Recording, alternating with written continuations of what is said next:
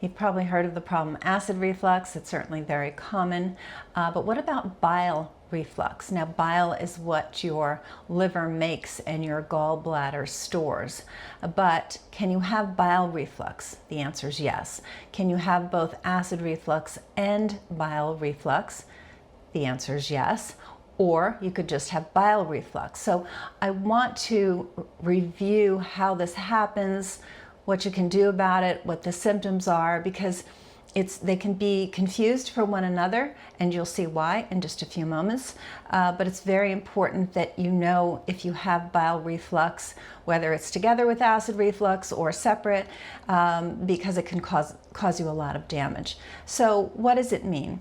As I mentioned, your liver produces bile, it goes to the gallbladder where it's stored, and then what happens is when you eat and your body especially detects fat in a meal, the gallbladder compresses and it basically inserts the bile into your upper small intestine. Now, your upper small intestine is just after your stomach in the direction of how digestion is occurring.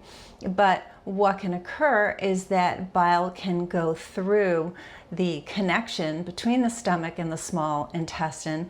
There's a sphincter there, otherwise known as a valve, and it can reflux there. So we talk about acid reflux, which is the stomach acid refluxing, going in the wrong direction up the esophagus. We can have bile reflux, where the bile is refluxing in the wrong direction from your upper small intestine up into your stomach. Okay, so what's the problem with that? Stomach acid, highly acidic, hence the name. Bile is very alkaline, so it's at the other end of the pH spectrum. And you think, okay, what does that mean? But it's caustic. So, hydrochloric acid, booms, very, very acidic. Bile, very, very, very alkaline. And it acts as a detergent.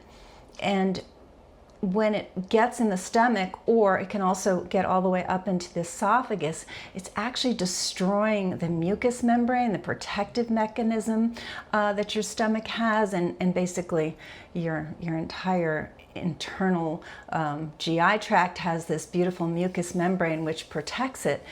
And the bile, being so caustic and inappropriate in that area of your body, can just really destroy those membranes, creating ulcers, Barrett's esophagus, etc.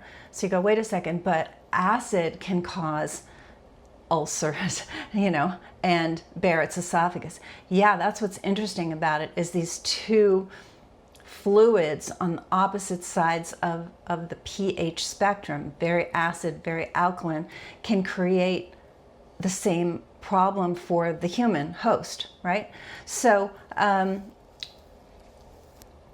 there's so many things I want to say about this. So the bile is also very inflammatory. Again, it's inappropriate in the stomach, it's inappropriate in the esophagus. And it is interesting how your stomach, being so acidic, when the contents leave your stomach, your food has been broken down by the enzymes in the stomach, and absorption has taken place to a degree, and then it leaves that highly acidic environment, and then boom, you've got small intestine enzymes, and you've got the bile that then which is again highly alkaline, and so now the pH really shifts, and so the body is an amazing machine. And so in that upper small intestine, it goes, yeah, bile, come on in, do your thing. We're ready for you. You're going to take that highly acidic contents of the stomach and alkalize it more. That's what's supposed to happen. But when these fluids are moving in the wrong direction and bathing the wrong tissues, we're in trouble. So how does this happen? Certainly, one problem is you have your gallbladder removed, and instead of that lovely ability of the gallbladder to say, okay, there's food, it's a little bit fatty or highly fatty, squirt into the small intestine. But when you lose your gallbladder, you've lost that whole mechanism, and now all they can do is have this sort of steady flow of bile coming into your small intestine. So you've lost that beautiful intelligence, if you will, of the body.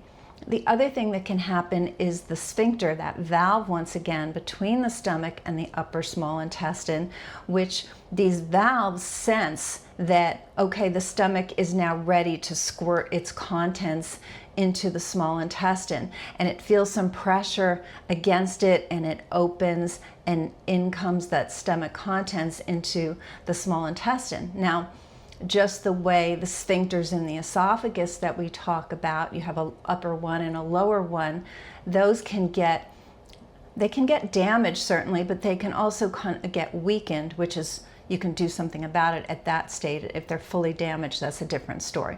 But I like to talk about how we optimize the body and repair the body when there's still something that can be done. So that's always my viewpoint. I'm not talking to you about, oh, a surgeon came in and damaged the sphincter and it just doesn't work anymore and it's never going to work because they damaged it so badly. That's not the discussion point here.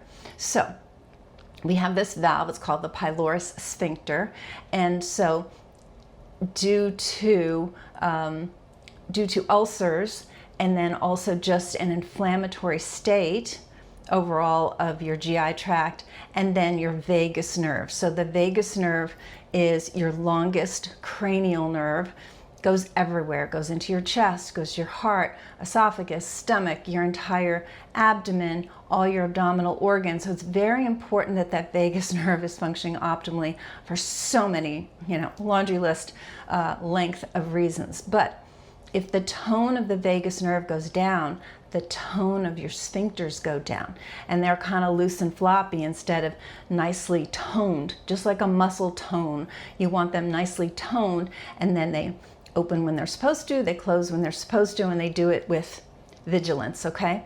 So when this pylorus sphincter gets weakened due to, as I said, ulcers, inflammation, or vagus nerve tone issues, then it's not there to prevent that reflux of the bile. So that's one reason.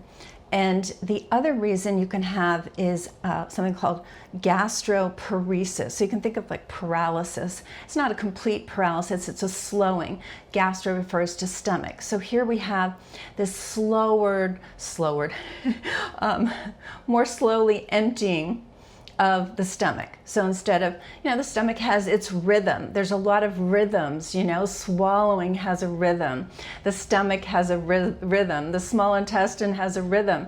And so with gastroparesis, that's slowed down. Now, why is it slowed down? There's a number of different reasons. Vagus nerve, again, is amongst them. If you've had hiatal hernia surgery, that's amongst them. Type 1 diabetes is another issue. There's a long list here. Low thyroid, autoimmune disease, but also having chronic GERD, having chronic acid reflux can cause gastroparesis. Being on a PPI for a decent period of time can cause gastroparesis. Having SIBO, small intestinal bacterial overgrowth, can cause gastroparesis. I think I said low thyroid, but so that's our list of causes of gastroparesis. So now you have this, lethargic movement out of the stomach instead of the normal rhythm. And because it's moving so slowly and the rhythm of the small intestine is kind of normalized, due to that slow motion, you can get a push back, you can get a pressure differential that shouldn't be there, and then it's another reason bile can reflux or move in the wrong direction. So I'm giving you all these reasons. Now let's jump into symptoms of bile reflux. And if you have hiatal hernia, or if you have acid reflux, these are going to sound very familiar. So you can have this burning or bloating or upper abdominal pain. You can have nausea after eating. You can have vomiting, and that's a little bit more particular to bile, especially yellow-green vomiting, because that means you're vomiting bile. You can have a cough or a sore throat, very common with silent reflux, because the symptoms are more up in the throat, and yes, bile and enzymes from the stomach can get all the way up into the throat, so you can have a cough or feeling like a sore throat or feeling like you're having trouble swallowing. And then you can be, if you don't have acid reflux, you can be unresponsive to PPIs, because again, it's not acid coming up, it's bile coming up, and as we know, bile is alkaline, not acid. So of course the PPI diminishing the acid can cause the bile reflux, as we just reviewed, but it's certainly not going to make you feel better. Now, the complications of having bile reflux will also sound very familiar. If you have acid reflux, gastritis, inflammation of the stomach, Barrett's esophagus, which is the lower part of the esophagus gets very inflamed, the cells can start to change, and over time you can get esophageal cancer and also an increased risk of stomach cancer and esophageal cancer, which is just the long-term effects of the gastritis going for a long period of time and the Barrett's going for a long period of time. So it's a little bit of a complicated scene, but if you understand it, then you say, okay, now of course, what can I do about it? That's what we're all about here. So we need to get your gut functioning ideally, needless to say.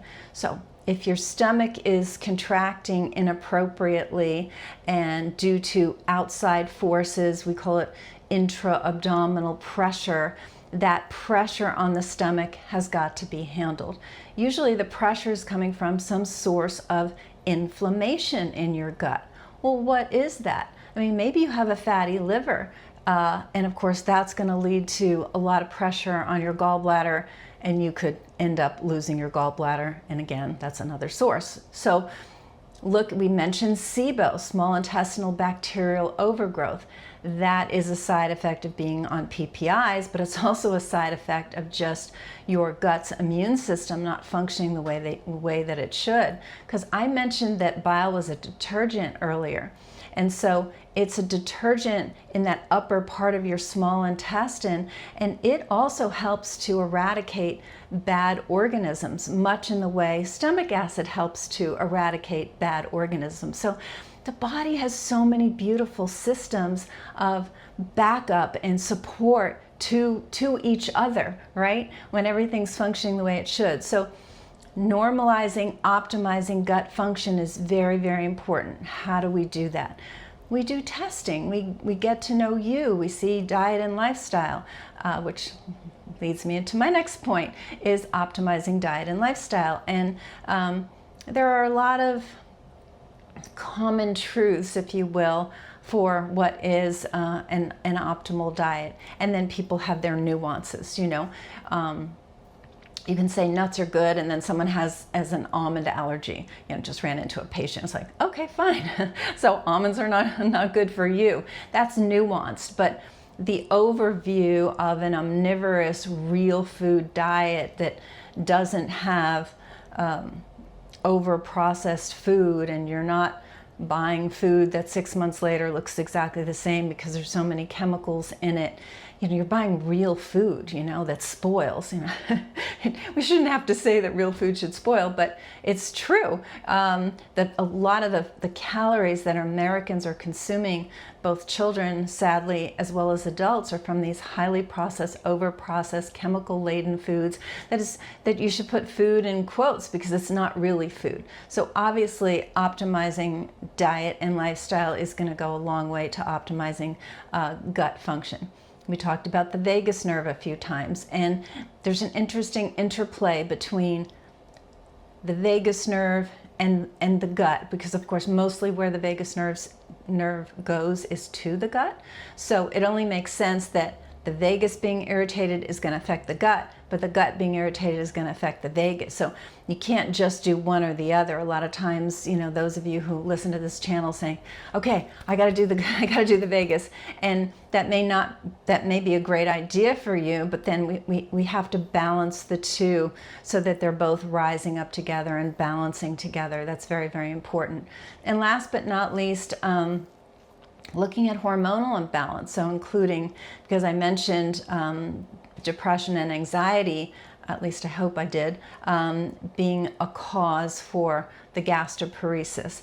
And so we have to look at hormone balance, and including thyroid. So that's important as well. So that's what I love about what we do, is we look at you as a whole, and we don't have just the blinders on of, do you have SIBO or not, or do you have leaky gut or not, or do you have some food sensitivity or not, and that's where our expertise ends. It's not like that. We've been doing this for 40 years.